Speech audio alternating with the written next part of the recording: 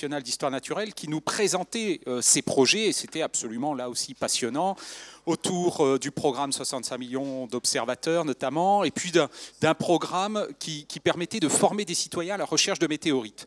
Et tout le monde était emballé, et je me souviens d'un professeur d'histoire du Moyen-Âge à l'université, dont je tairai le nom évidemment, mais qui avait fini par prendre la parole et en disant, bon, écoutez, oui, c'est bien gentil vos affaires, bon, chercher des météorites, etc., c'est rigolo, c'est sympa, oui, les habitants, les citoyens peuvent être éventuellement associés, mais pas au Moyen-Âge quand même. Pour faire du Moyen-Âge, il faut être au moins archiviste, paléographe, il faut connaître le latin, et donc évidemment on ne peut pas imaginer de démarche participative dans ce domaine. Donc voilà, pour moi c'était assez symbolique finalement de la difficulté que pouvaient avoir parfois les sciences humaines et sociales à se lancer dans ce type de projet avec des regards... Oui, est-ce que vous voulez que je chante quelque chose éventuellement, que j'anime, Ouais, ça doit être bon. Et ben voilà, c'est bon. Ah oui, parce que c'est vrai que... Voilà, parfait. Oui, c'est... je pense qu'on n'a pas payé la licence, en fait, pour tout vous dire.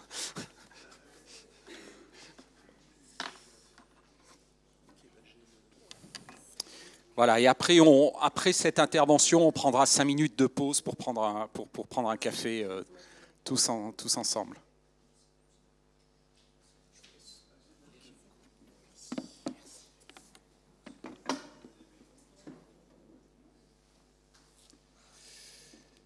Merci, bonjour à tous. Merci au CTHS et à Christophe Marion de nous recevoir aujourd'hui pour présenter donc les projets collaboratifs, en tout cas une partie des projets collaboratifs des archives départementales des Yvelines.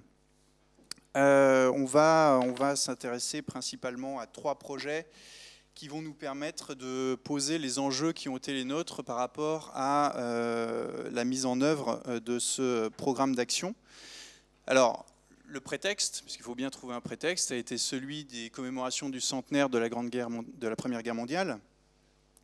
C'est Antoine Pro qui disait que la mémoire de la Première Guerre mondiale partait du bas.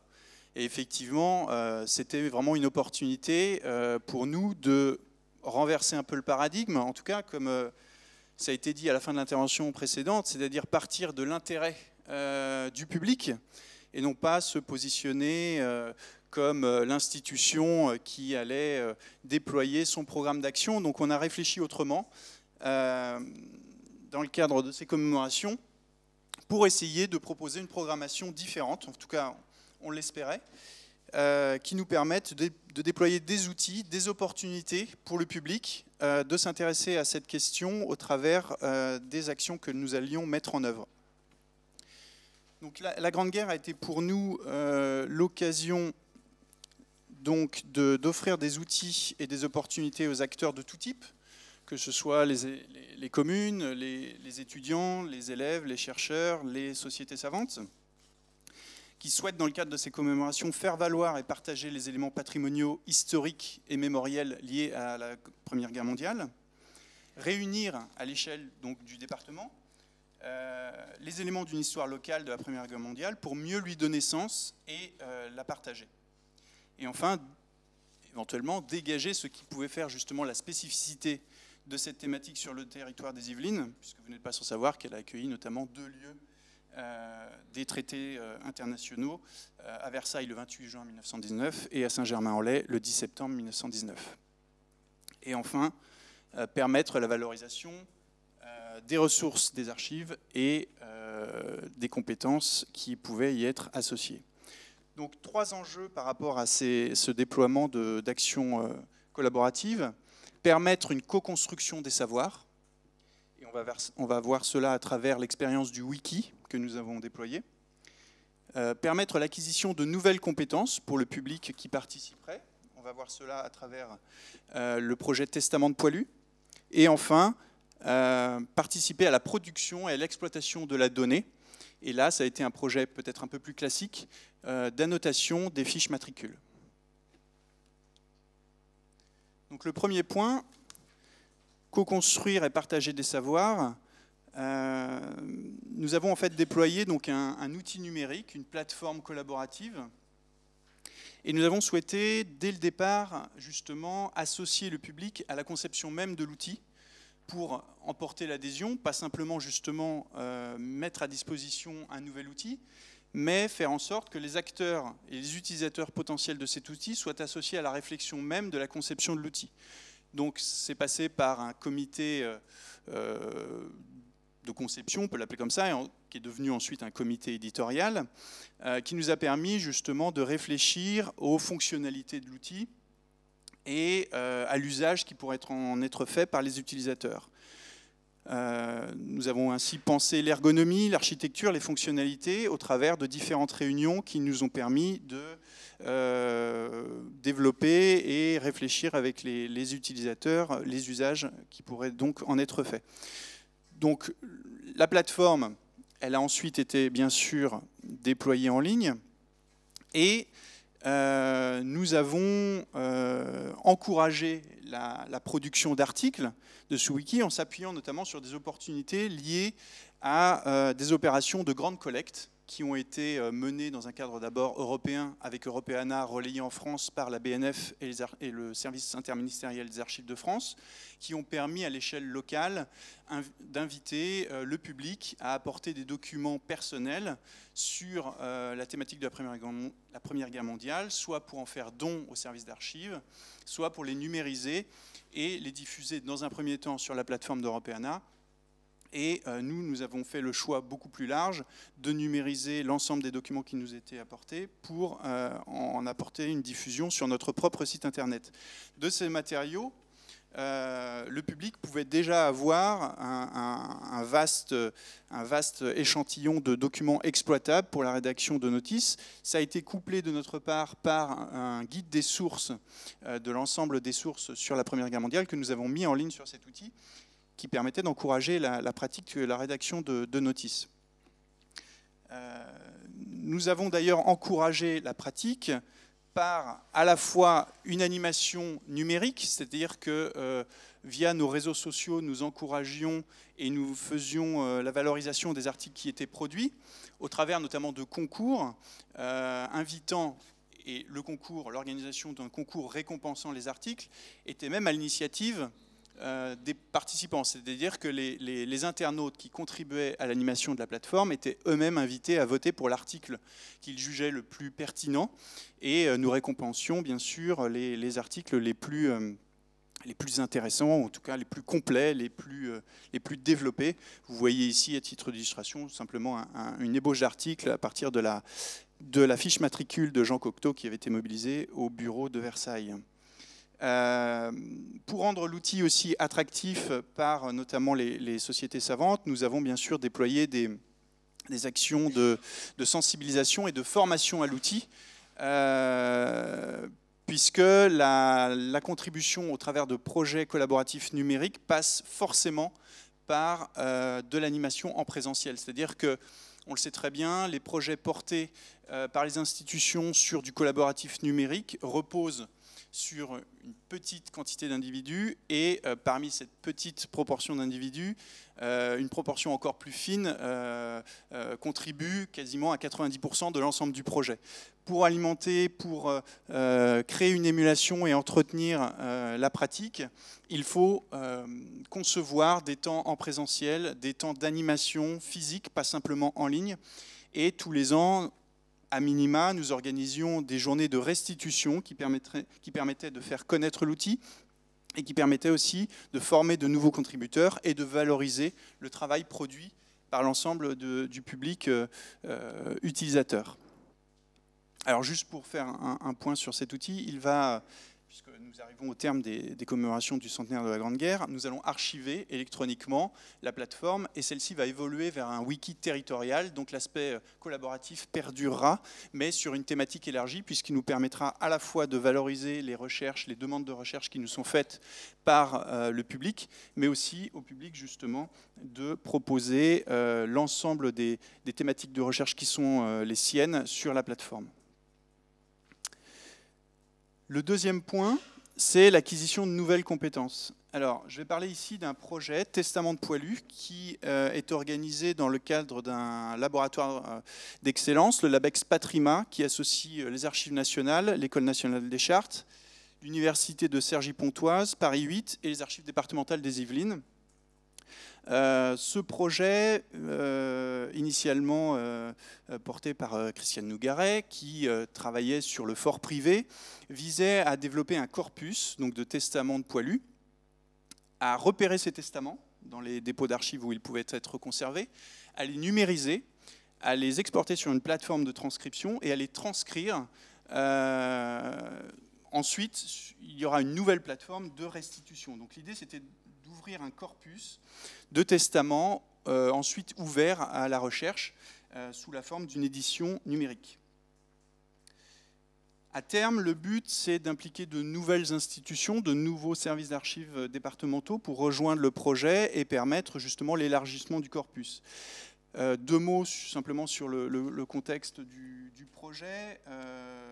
Testament de Poilu, on entend des testaments bien sûr de soldats mobilisés pendant la Première Guerre mondiale, à savoir en l'occurrence du 1er août 1914 à juillet 1922, puisque certains ont pu décéder des suites de leurs blessures. Il s'agit de testaments holographes qui ont été donc enregistrés, c'est-à-dire que le soldat est effectivement décédé, puisque le notaire ne fait l'enregistrement du testament dans la minute des actes qu'il passe qu'au moment du décès.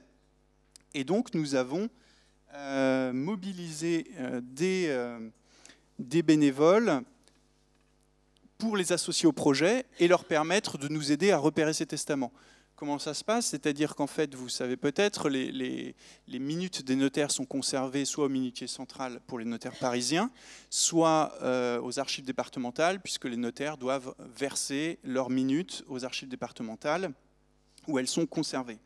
Donc l'idée, c'était d'associer des volontaires à la recherche de ces minutes, soit en partant des répertoires, c'est-à-dire repérer les noms déjà masculins des personnes, ensuite d'aller rechercher dans les minutes, vérifier en recoupant les sources, soit en allant sur le site Mémoire des Hommes pour vérifier qu'effectivement il s'agissait bien d'un mort pour la France.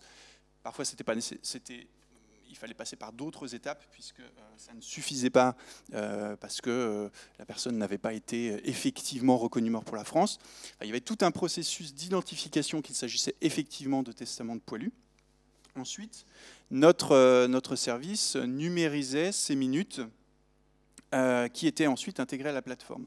Donc il y avait une association là aussi très forte des personnes mobilisées pour les faire monter en compétences, c'est-à-dire qu'il y a derrière ce projet quelque chose de très rigoureux, à la fois dans la sélection et le repérage des minutes comportant ces testaments.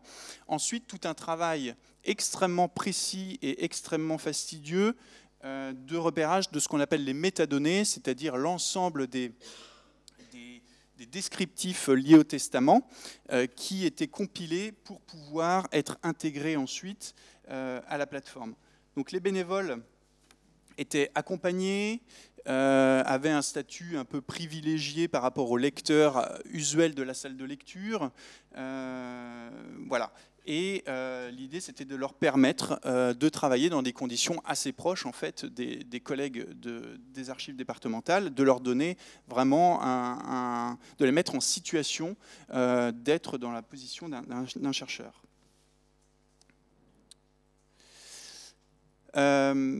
Ensuite, la compétence passe, une fois que ce travail de repérage, de sélection et de documentation des métadonnées était effectué, et il ne s'agissait pas forcément justement des mêmes personnes.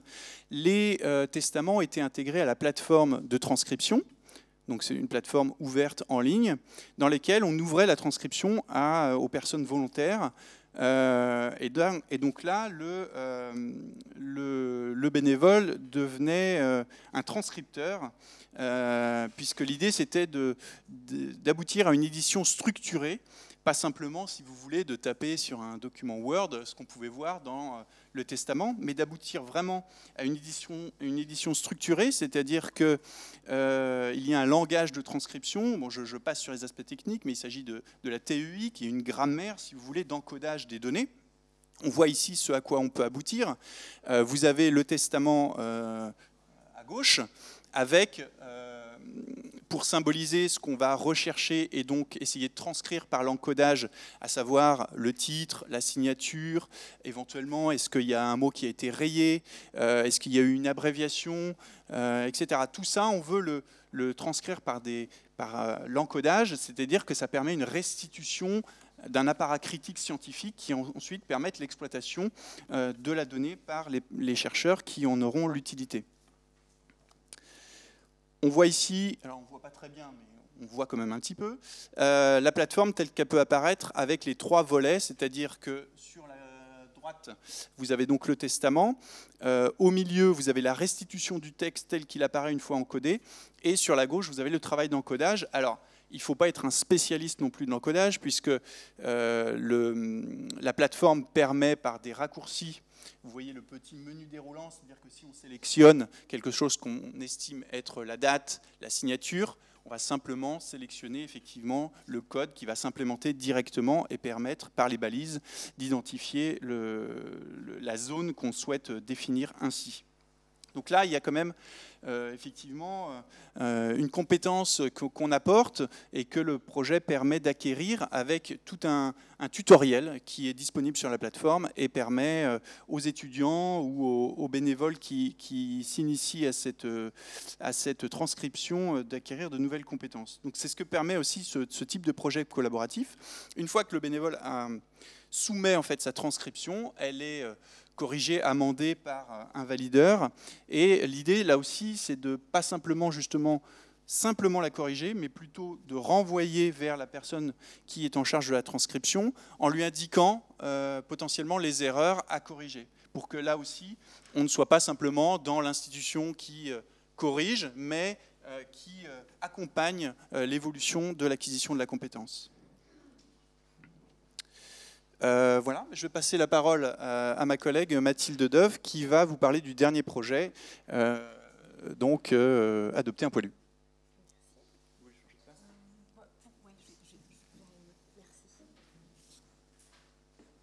Bonjour. Alors, toujours dans le cadre effectivement de ce programme autour des commémorations, ce projet Adopter un poilu est un projet, somme toute, finalement assez classique d'annotation, en fait, de fiches matricules. Nous conservons aux archives départementales des Yvelines à peu près 220 000 fiches matricules de soldats qui potentiellement ont pu être engagés pendant la Première Guerre mondiale. Donc ça représentait effectivement une somme considérable de fiches. Alors je ne sais pas si vous connaissez bien les fiches matricules ou si vous savez quelles sont les données que l'on peut y retrouver. En tout cas, voilà ce que l'on a mis en place. Voilà une fiche matricule que vous voyez sur la droite. Ce document, qui est donc en fait la fiche de recrutement militaire, regroupe aussi bien des informations sur l'état civil que des informations sur le parcours militaire du soldat. Donc parcours militaire avec également les blessures, les médailles. On a également des indications sur ces différents lieux d'habitation, sur une description physique, sur le degré d'instruction du soldat. Bref, une fiche qui représentait vraiment des ressources essentielles. D'une part, je dirais, pour de la ressource simplement généalogique, une ressource qui est effectivement très demandée par grand nombre de nos lecteurs, internautes, etc. Et puis aussi des ressources là scientifiques qui auraient eu du mal à remonter si on n'avait pas lancé ce programme d'indexation. Donc l'idée, c'était effectivement de faire remonter ce double type d'informations, à la fois état civil et, je dirais, servant à la généalogie, et aussi des informations plus scientifiques qui permettraient probablement d'établir des statistiques plus précises sur, par exemple, le nombre de personnes qui ont réellement été blessées provenant de telle ou telle commune, le nombre de personnes qui sont revenues, le nombre de prisonniers, etc., que finalement nous n'avions pas de manière aussi fine pour la Première Guerre mondiale. Voilà, donc chantier assez vaste, 220 000 fiches, donc un chantier de longue haleine. Donc en fait, toute la problématique reposait sur comment on allait pouvoir animer sur un temps aussi long ce programme d'indexation. Donc, bon, vous voyez ici, voilà, tout un formulaire que l'on a mis en place sur notre site internet. Pour pouvoir compléter ce formulaire, on se crée un compte, hein, tout simplement, et on peut annoter à son rythme. Il y a vraiment, là, on a regroupé à peu près 260 participants. L'opération a été lancée en décembre 2016, donc assez tardivement finalement par rapport au début des commémorations. Et aujourd'hui, on est à 91% d'indexation de ces fiches. Donc on est presque au bout, pas tout à fait. On s'était donné fin 2019, on n'y est pas tout à fait, voilà. Mais il y a quand même un groupe, ce qu'expliquait Romain tout à l'heure, effectivement un groupe de féroces indexateurs qui sont à peu près une quinzaine et qui ont vraiment contribué à faire avancer le projet grandement. Voilà, donc l'idée, c'était évidemment de pouvoir mettre à disposition très rapidement les indexations qui étaient faites au fur et à mesure. Donc voilà, on a mis en place effectivement un formulaire d'interrogation immédiate de ces annotations. Alors évidemment, avec la question que ça pose, c'est-à-dire que les informations qui sont saisies par les internautes peuvent très bien comporter des erreurs.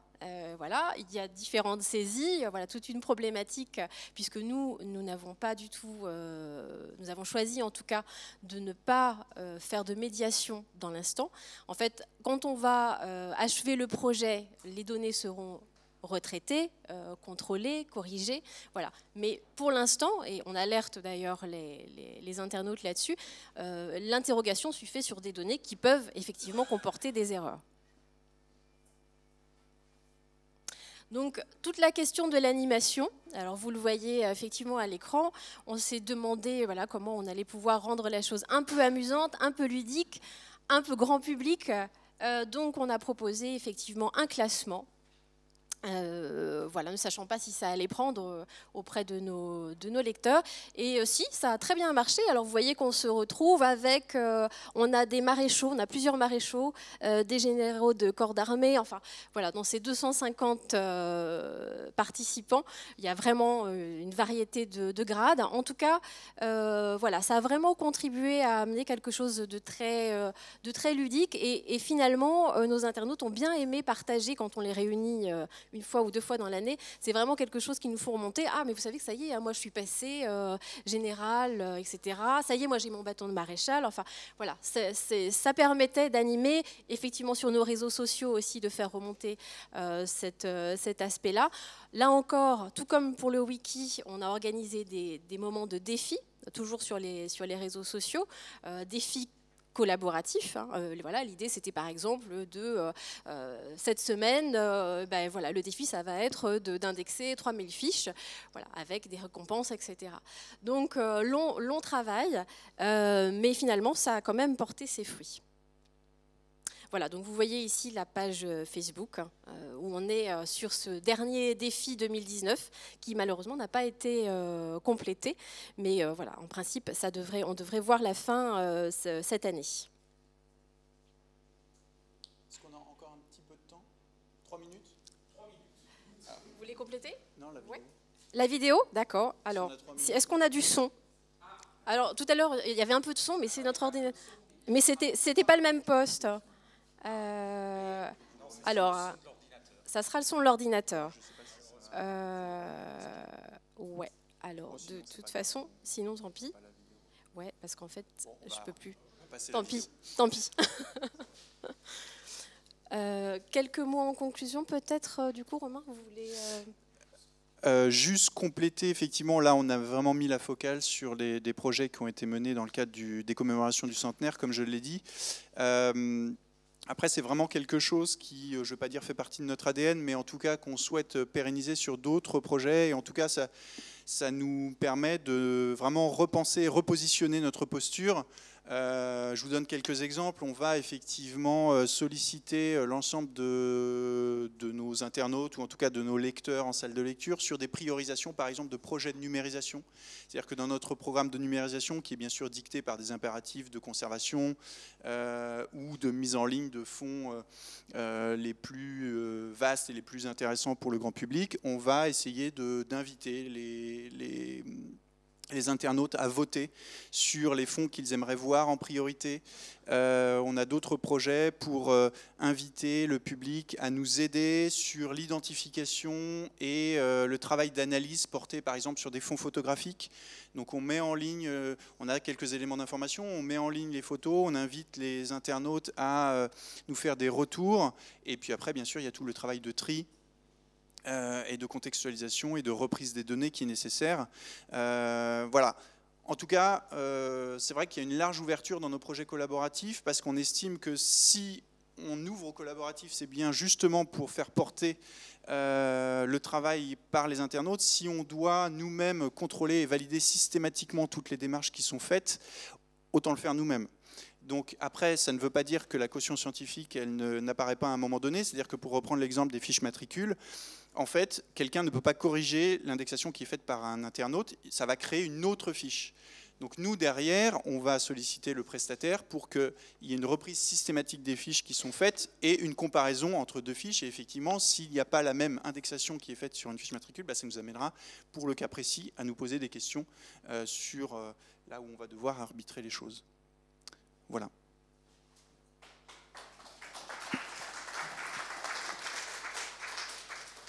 Merci beaucoup, beaucoup de cette intervention. Alors j'avais peut-être une remarque et puis une question.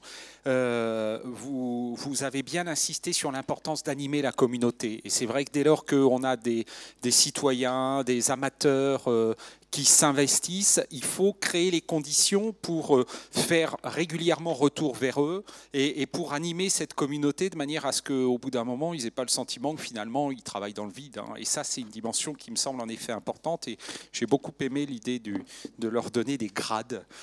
C'est assez ludique. Et puis peut-être une question, parce que moi, il me semble que notamment pour les sociétés savantes, les archives départementales doivent être des interlocutrices fondamentales sur ces sujets.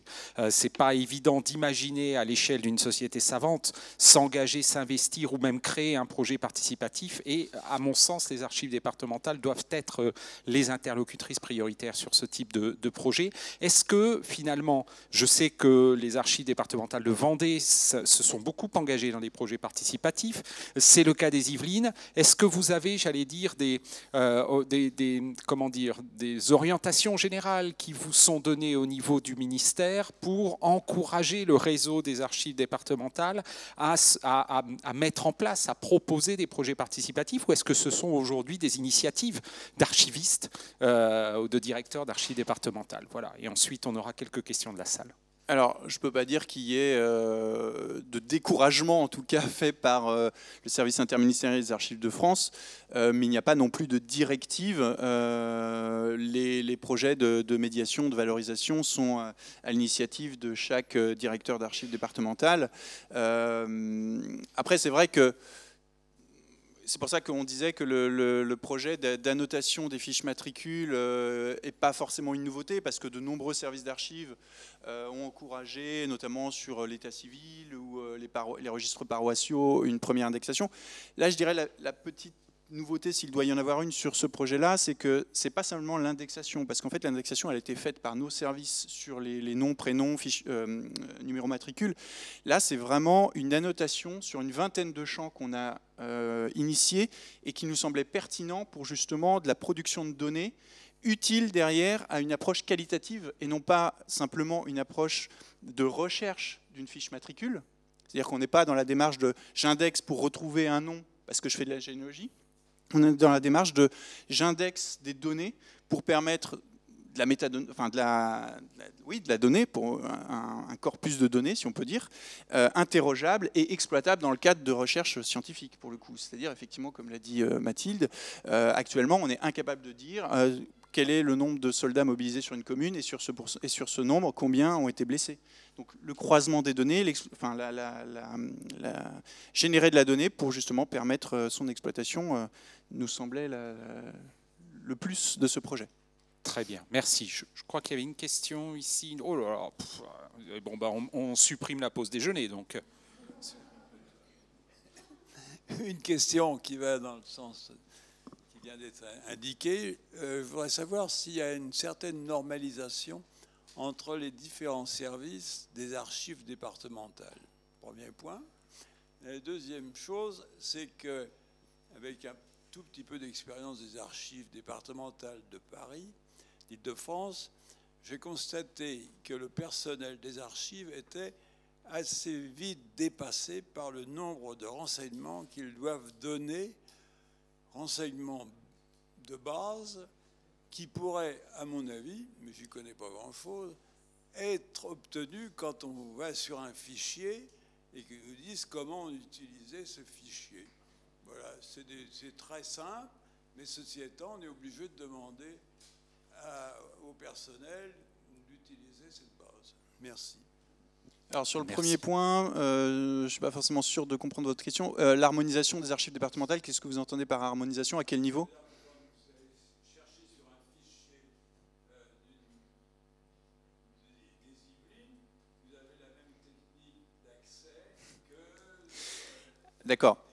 Alors ça, c'est une question qui revient souvent. Le problème, c'est que vous parlez par exemple de soit du visualiseur, soit en fait du site internet qui est exploité. Le problème, c'est que chaque département est maître de sa dépense publique et qu'on ne peut pas imposer un logiciel commun au département. Donc là, on ne peut rien y faire. Effectivement, c'est souvent quelque chose qui nous est remonté de la part du public. Ah, c'est facile dans le tel département de rechercher les infos et c'est pas facile à tel autre. Ça, malheureusement, on n'y peut rien. Ensuite, sur votre seconde question, les archives départementales essayent de mettre en ligne ce qu'on appelle les instruments de recherche, qu'ils soient répertoire, catalogue, inventaire. Il y a un cadre commun aux archives départementales, le cadre qui permet de définir où vont être référencées, classées les archives, donc un découpage chronologique et ensuite thématique. Après, la réalité des fonds d'archives, elle dépend aussi de l'historique de chaque département. Donc, même si ce cadre référentiel est commun, vous aurez forcément des spécificités d'un endroit à l'autre. Et puis, ça dépend de l'avancement du travail d'inventaire et de tri et de traitement qui a été fait par tel ou tel service d'archives. Donc c'est plus ou moins bien fait, suivant les séries, suivant les endroits. Là aussi, l'uniformisation est souhaitable, mais pas forcément très réalisable, ou réaliste en tout cas. Oui, bonjour. Alors, j'avais deux questions à poser. La première concerne la numérisation. Vous avez dit qu'aux archives des Yvelines, vous aviez fait le choix de numériser les documents. Je vais vite. Les documents qui étaient apportés par les familles. Est-ce que toutes les personnes qui ont prêté les documents ont joué le jeu, entre guillemets, étaient d'accord pour que ces documents, qui étaient quand même des documents personnels au départ, qui étaient liés à une histoire de famille, soient mis en ligne? Ça, c'est la première question. La deuxième concerne le choix des bénévoles. Comment s'est opéré le choix? Quel était leur profil? Et selon quels critères ont-ils été recrutés? Y avait-il parmi eux notamment des généalogistes qui sont peut-être très coutumiers des archives? Je vous remercie. Alors je vais répondre à la première question et je passerai la main à ma collègue pour la seconde. Donc sur la première question, alors chaque personne qui est venue aux archives pour apporter des documents devait remplir effectivement une autorisation de réutilisation. Donc si elle n'acceptait pas, eh bien, voilà, ces documents n'étaient pas numérisés. Donc elle s'engageait à ce que les documents soient librement réutilisés potentiellement. C'est-à-dire que nous, on les mette en ligne sur notre site et qu'une personne puisse aussi les réutiliser. Voilà. Après, ce que ça pose, voilà, il y a toujours... c'était la démarche. Si la personne n'était pas d'accord, forcément, ça limitait la numérisation possible. Et sur le choix des bénévoles, je vais laisser ma collègue répondre. Oui, effectivement, parmi les bénévoles, nous avons de nombreuses personnes qui ont l'habitude de faire de la généalogie. Pour le recrutement de ces bénévoles, notamment pour l'opération Testament de poilu, puisque là, on a vraiment une approche très personnalisé hein, de ces bénévoles. Dans l'opération, évidemment, adopter un poilu, c'est assez neutre, puisqu'on a vraiment des internautes.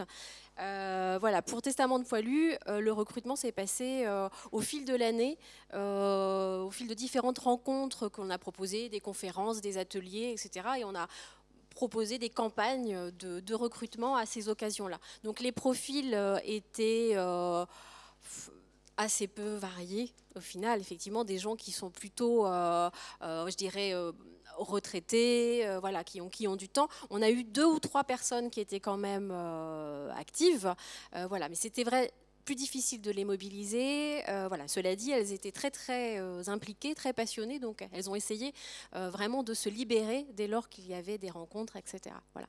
Mais la plupart voilà, ont un profil et généalogie et voilà, et retraités.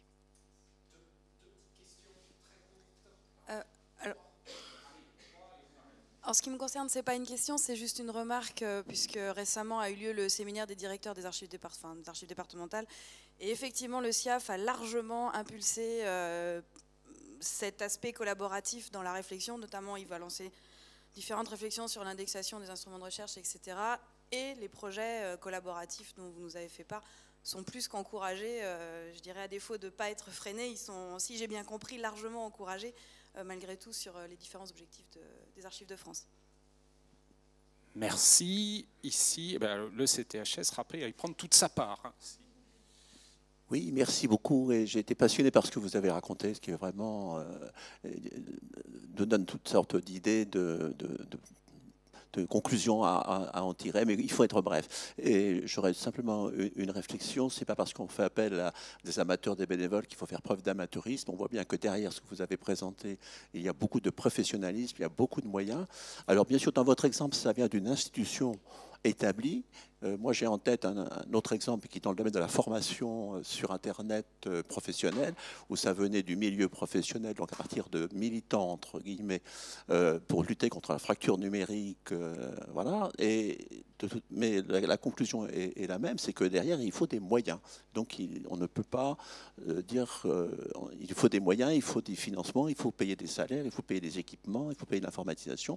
Donc, d'une façon ou d'une autre, il faut obtenir ces moyens. Et pour cela, il faut avoir une vision relativement politique, c'est-à-dire ce que vous avez fait au moment de la Grande Guerre. Vous avez profité de l'élan national, patriotique, intéressé par ce qui s'est passé entre 14 et 18. Et je trouve ça particulièrement intelligent et porteur d'espoir et d'avenir. Juste pour conclure, effectivement, j'ai oublié ce que je voulais dire. Oui, des moyens. Oui, il ne faut pas se leurrer en fait en pensant que les projets collaboratifs vont nous permettre de nous décharger du travail. C'est même souvent l'inverse parce qu'en fait, on est vraiment dans une approche très qualitative d'accompagnement qui est très chronophage. Ma collègue pourra en témoigner, il y a des allers-retours constants avec les internautes qui indexent, qui font remonter des problèmes, qui nous disent que voilà. Donc c'est vraiment un accompagnement quotidien et c'est pour ça que je vous dis qu'on ne peut pas être simplement sur une médiation numérique et qu'il faut aussi vraiment prendre en compte l'accompagnement en présentiel. C'est essentiel à la fois pour, je dirais, tisser un lien fort. Et d'ailleurs, c'est sur la base de cette expérience qu'on a pu organiser un noyau de personnes fidèles et qui, en fait, permettent de rebondir sur d'autres projets, puisqu'on voit bien qu'au-delà de l'intérêt qu'ils peuvent porter sur une période ou sur un aspect en particulier, l'aspect collaboratif en lui-même permet de porter une adhésion sur l'ensemble des projets qui sont proposés ensuite.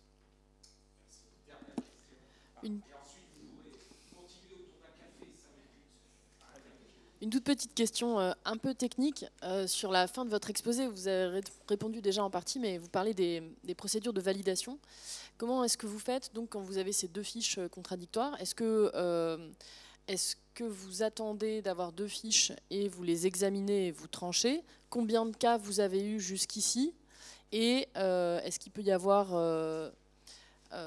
encore plus de versions Est-ce qu'il peut y avoir plus de versions que 2 fiches contradictoires ou pas? Ouais. Est-ce que vous avez eu beaucoup de cas? Est-ce que c'est lourd à traiter? Comment vous avez fait? Alors en fait, une personne qui voudrait annoter une fiche voit qu'elle a déjà été annotée par quelqu'un.